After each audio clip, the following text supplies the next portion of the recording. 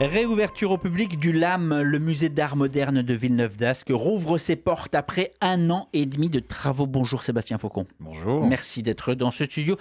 Directeur non pas du musée d'art moderne, mais du musée d'art moderne, d'art contemporain et d'art brut de la métropole de Lille. Pourquoi art moderne ne suffit pas ? Parce que c'est un musée qui est beaucoup plus large que l'art moderne. C'est un musée à la base d'art moderne, effectivement, son cœur battant, c'est une collection d'art moderne qui a été donnée par la famille Dutilleul-Mazurel, de grands industriels du Nord, et c'est l'origine même du bâtiment et du musée. Mais dès le départ, ce musée avait vocation à s'ouvrir sur l'art contemporain, en tout cas à rester en prise avec les créateurs de son temps. Et puis l'art brut, qui a rejoint les collections un peu plus tard, en 1999, et qui a donné lieu à cette extension construite par l'architecte française Manuelle Gautran, et ce qui fait aujourd'hui du LAM un musée totalement unique dans le paysage français et international, puisque ça a été la première institution à rassembler des collections d'art moderne, d'art contemporain et d'art brut. C'est-à-dire qu'il croise tous les champs de création, à la fois des artistes connus, reconnus internationalement, que tout le monde connaît, comme Modigliani ou Picasso, à côté d'inconnus, d'autodidactes, d'artistes plus marginaux. Donc on va dire c'est une institution très démocratique. On va revenir aux propositions de ce musée, mais d'abord, revenons sur l'actualité, la grande rétrospective consacrée à Kandinsky, ce maître de l'art abstrait de la première moitié du XXe, né russe à Moscou, devenu allemand, puis mort à Neuilly en France quand il était devenu français, l'un des fondateurs de l'abstraction. D'abord, que nous offre cette exposition ? C'est vraiment une exposition événement pour notre ouverture. Elle rassemble plus de 400 œuvres et documents avec un angle qui permet de complètement redécouvrir le travail de cet artiste. On a tous en tête des tableaux abstraits, forcément, puisque, comme vous le disiez, c'est un des pionniers de l'abstraction. Mais on se rend compte en visitant cette exposition que son abstraction, elle est construite et elle est en prise aussi avec son époque et le réel à travers toute son iconothèque. En fait, ce sont les images, les magazines, les cartes postales, les images découpées qu'il a collectionnées tout au long de sa vie et qui lui ont servi de matériaux pour vraiment construire à la fois ses peintures et affiner son langage plastique. Mais alors, ce que vous dites là, c'est que l'art abstrait est accessible et que son peintre n'est pas la figure un peu inaccessible, introvertie qu'on pourrait imaginer. Beaucoup moins que ce qu'on pouvait imaginer. On se rend compte que c'est vraiment un homme de son temps, un homme qui est en prise avec les découvertes scientifiques, la médecine, le cosmos, avec les expériences plus spirituelles. C'est vraiment une pensée à 360 ouverte sur le monde qu'il fait sien. Donc effectivement, il y a une œuvre d'introspection par la suite, mais en tout cas, c'est d'abord par l'extérieur et son époque et les grandes révolutions du début du XXe siècle. Et puis ensuite, il l'assimile, il la digère et il en fait une œuvre plastique complètement autonome et reconnue jusqu'à aujourd'hui. Cette expo est à voir jusqu'au 14 juin. À qui elle s'adresse et quelles prédispositions vaut mieux avoir quand on va la voir ? Alors ça s'adresse à tout le monde, c'est vraiment une exposition qu'on a construite avec le Centre Pompidou et je tiens à le signaler parce que c'est un grand projet qu'on a pu mener aussi à bien grâce au soutien de la métropole européenne de Lille et au Crédit Mutuel Nord. Et on a travaillé avec l'équipe du musée à ce qu'elle puisse s'adresser à tous les publics. Il y a même un espace famille à l'intérieur de l'exposition, le petit Bauhaus, où on peut faire un atelier et découvrir aussi la collection de dessins d'enfants de Kandinsky. Revenons-en aux travaux colossaux, donc pour plus de 27 millions d'euros, qui ont concerné le bâtiment qui date de 83, l'extension de 2010. Pourquoi est-ce que ces travaux étaient nécessaires et qu'est-ce qu'il faut retenir du LAM version rénovée ? C'est des travaux colossaux, effectivement, qui ont été portés par la métropole européenne de Lille pendant 18 mois de fermeture. Les travaux avaient un peu commencé avant. Moi, je suis vraiment arrivé pour fermer le musée, ce qui n'est jamais simple en tant que directeur d'une institution, mais c'était aussi pour mieux le réouvrir.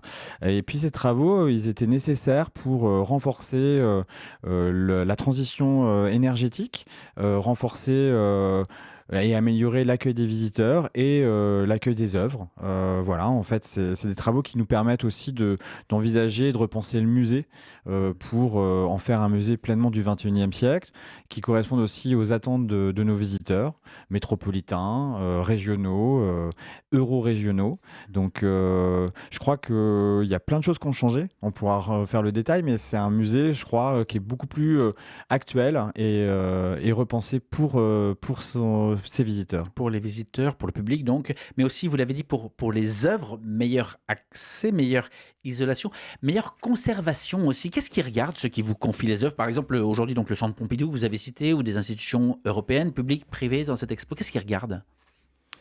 Ah bah, on est attentif en tant que prêteur, que ce soit nos amis qui nous prêtent des œuvres, nos homologues, ou nous-mêmes quand nous prêtons nos propres œuvres, puisqu'elles circulent massivement en France Il y et a à un cahier des l'étranger. charges, j'imagine, très très Il y a un précis. cahier des charges, oui. Alors après, c'est notre jargon. On parle de Facility Report. C'est une grille de lecture du musée assez précis sur son La climat, sa protection, le sécurité. climat. Voilà, c'est tout ce qu'on met en place Mm. pour permettre l'accueil, la bonne conservation des œuvres qui sont, pour certaines, considérées comme des patrimoines nationaux. Est-ce que l'épisode en octobre dernier du Louvre, le cambriolage du Louvre, a eu un effet sur la manière dont bien vous accueillez les œuvres aujourd'hui? Un effet, oui, forcément. En tout cas, c'est un événement qui a résonné dans tout le paysage muséal français et international. Et on s'est tous interrogés sur nos systèmes de sécurité. Mais en tant que directeur, ça vous a réveillé la nuit? Non, ça m'a pas réveillé la nuit. En tout cas, ce qui est arrivé est extrêmement malheureux. Toutefois, on est tous, comment dire, conscients des dispositifs qu'on met en place. Et le Louvre est une institution extrêmement importante et je pourrais pas forcément m'engager plus sur le sujet. Pour en revenir aux travaux, on a parlé des travaux dans la salle principale et puis dans l'extension, l'ouverture de l'extension, elle est prévue quand et qu'est-ce qu'on va y trouver? Alors, nous avons phasé l'ouverture du musée en 2 temps. L'ouverture publique du bâtiment historique de 1983 réalisé par Roland Simounet aujourd'hui même, avec l'exposition Kandinsky et le premier volet du nouveau parcours des collections qui s'appelle Obsession, qu'on a voulu vraiment thématiser. Et il y aura un deuxième temps effectivement d'ouverture de l'extension réalisée par Manuel Gautran qui sera le 12 juin, avec également l'ouverture d'un nouvel espace dédié à la jeune création.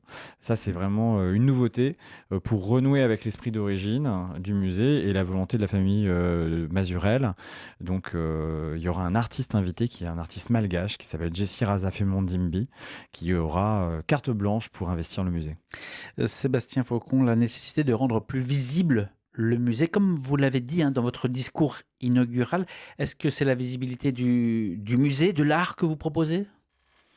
Bah, c'est déjà donner une définition de ce musée l'âme, parce qu'on a un acronyme qui est à la fois très lisible, mais en même temps, le public a parfois du mal à savoir ce qu'il cache. Et c'est vrai qu'on brasse, comme vous le disiez, des collections d'art moderne, d'art contemporain, d'art brut. Donc c'est redéfinir aussi cette vision. Alors c'est Euh, quoi l'âme aujourd'hui? L'âme, l'âme, initialement, je crois que c'est l'île art moderne. C'est ça. Après, il y a la poétique du nom que j'aime beaucoup. Je crois que c'est un lieu, comme je le disais en introduction, qui est extrêmement démocratique dans sa manière de présenter les œuvres et les artistes, et complètement unique dans le paysage français. Et c'est surtout une institution qui a la capacité de proposer, et c'est l'une des rares d'ailleurs, je pense, à pouvoir le faire de la sorte, vraiment des nouveaux récits, à la fois les grands récits héroïques de l'art moderne et contemporain, à travers ces grandes figures qu'on connaît tous, avec des ensembles remarquables. Il faut quand même se dire que ce musée, cette pépite de la métropole, contient une collection extrêmement prestigieuse, avec des ensembles remarquables de Modigliani, de Picasso, de Braque, mais également dans le champ de l'art brut, des artistes incontournables qui font vraiment le tour du monde par nos prêts et nos expositions. Alors on parle plus aujourd'hui de musée, mais d'expérience muséale, avec l'offre de restauration. Il y a Florent Leden qui vous a rejoint, la bibliothèque, aussi un parcours avec des animations. C'est fini le temps du musée, aujourd'hui c'est une expérience. Alors, Je pense que, le temps de visite, est quelque chose qui est extrêmement important à prendre en considération, surtout sur une, institution comme le LAM. C'est pas une institution de centre-ville, on est un musée-jardin, donc c'est une destination, je crois, et le temps de visite, la manière d'habiter le lieu, c'est quelque chose qui, en fait, s'impose naturellement par l'architecture et le parc. C'est un lieu, de plaisir, de contemplation, c'est un lieu ouvert aussi aux promeneurs. Donc il y a plein d'entrées possibles pour nos visiteurs.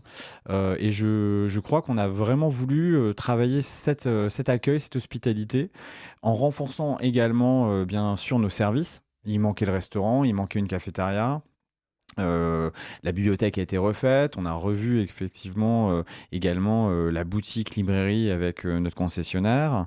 On a revu, toute l'hospitalité, les bancs, les assises, le mobilier d'accueil parce que, les gens ne viennent pas forcément voir des expositions, ils viennent aussi profiter, d'un bâtiment, faire l'expérience, sensorielle des œuvres Mmh. et je crois que c'est vraiment, aujourd'hui un attendu. Alors, ce que vous dites, et on est en période de vacances scolaires, c'est que le musée, c'est pas 2 heures prévues, on arrive, on visite, on repart. C'est on prend une matinée complète, on prend une après-midi complète, on prend un moment dans la mi-journée, et puis il y a cette visite du musée, mais il y a aussi tout le parc qui fait plus de 2 hectares qui s'offre. Il y a la restauration. C'est ce que vous dites.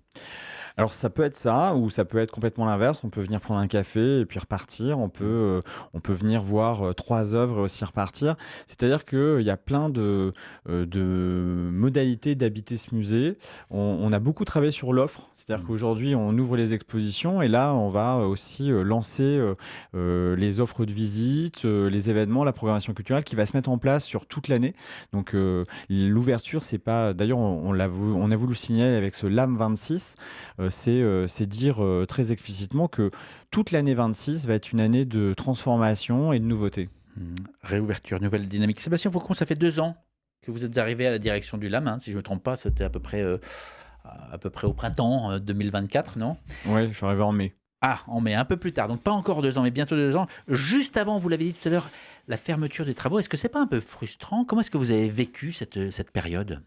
Ah moi j'ai été, extrêmement, heureux de cette période parce que, travailler sur un nouveau projet, c'est assez, rare dans une carrière.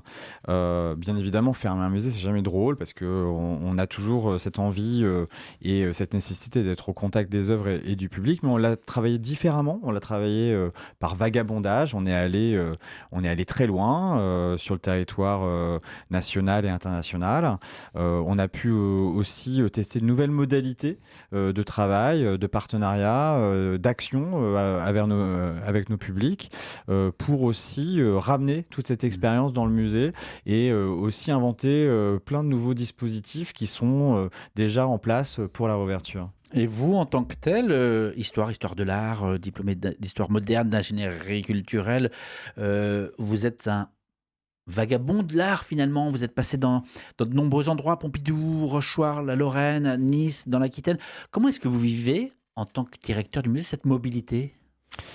Oui, c'est vrai que j'ai toujours été très mobile, depuis le début de ma carrière et de mes études. En fait, on porte un projet, on a envie, en tout cas moi j'ai envie aussi d'arriver avec une énergie de projet, de la mettre en place, de la faire exister et puis à un moment, de repartir aussi, de me réinventer, sur, une autre, dynamique. Le LAM avait, et a toujours d'ailleurs, un fort potentiel. C'est un musée qui est, reconnu, nationalement, internationalement pour la qualité de ses expositions, et de sa collection. Et c'est vrai que ce projet à la fois de rénovation et de réouverture, était extrêmement excitant, pour moi, en tout cas à la fois dans ma candidature et puis à porter avec l'ensemble de mon équipe. Et vous étiez le défenseur, l'ambassadeur des arts plastiques. Vous entendiez poursuivre le décloisonnement. C'est un mot qui vous parle encore aujourd'hui? Bah, je crois que, Ouais. ce qu'on a fait là Mmh. pour, la réouverture, va dans ce sens-là, Mmh. en tout cas décloisonner, donner à lire, l'art, à tous et à Mmh. toutes, du, 20e, 21e siècle, avec ses croisements. L'art est pas, en tout cas, l'art n'est pas si cloisonné entre l'art Mmh. moderne, l'art contemporain et l'art brut et d'ailleurs le nouveau parcours des collections permet de lire ceci. Vous avez tout à l'heure rapidement abordé la question du sens aussi, parce que l'art permet de se poser cette question du sens qui est essentielle aujourd'hui, qui est de quelle manière? Bah, l'art, il est aussi en prise avec le réel. Les artistes créent dans un contexte particulier. Le parcours des collections que j'ai imaginé avec mon équipe, d'ailleurs, aborde parfois des sujets parfois tragiques, hein, comme le trauma de la Seconde Guerre mondiale. On a des salles qui vont traiter de la condition féminine. En tout cas, on voit bien que les grandes causes qui agitent la société aujourd'hui, elles sont présentes dans les œuvres et dans la pensée des artistes. Et le musée, c'est un lieu de transmission, c'est un lieu de démocratisation, c'est un lieu de pensée, c'est un lieu bien sûr d'émerveillement, mais pouvoir à un moment rappeler que le siècle, le XXe siècle, était un siècle parfois chaotique, traversé par de grandes catastrophes, et qui ont pu marquer, traumatiser certains artistes, mais qui en ont fait une force, et qui délivrent parfois aussi un message extrêmement positif sur l'homme debout, l'homme qui se réinvente, l'homme qui, au bout, voit une solution à travers l'art. Ma dernière question, Sébastien Faucon. On sent le directeur heureux, enthousiaste, dynamique, mais celles et ceux qui nous écoutent, pourquoi venir pousser les portes du LAM? Ah, bah, il y a plein de raisons. Moi, j'ai envie de vous dire, venez vous émerveiller sur Kandinsky, profitez de l'architecture extrêmement sublime de Roland Simonet. C'est un musée unique dans le paysage. C'est un musée jardin, c'est le seul en France de ce type-là. On peut vraiment découvrir et redécouvrir l'architecture parce que là, on a vraiment travaillé sur la remise en valeur de ce parcours avec cette exposition extrêmement majeure qui, j'espère, va rencontrer son public. Merci beaucoup Sébastien Faucon, directeur du LAM de Villeneuve-d'Ascq, le musée d'art moderne, d'art contemporain et d'art brut de la métropole de Lille. Merci d'avoir en direct répondu à ces questions. Merci. L'entretien va être à retrouver sur la page YouTube d'RCF Hauts-de-France et sur le site rcf.fr Région Hauts-de-France.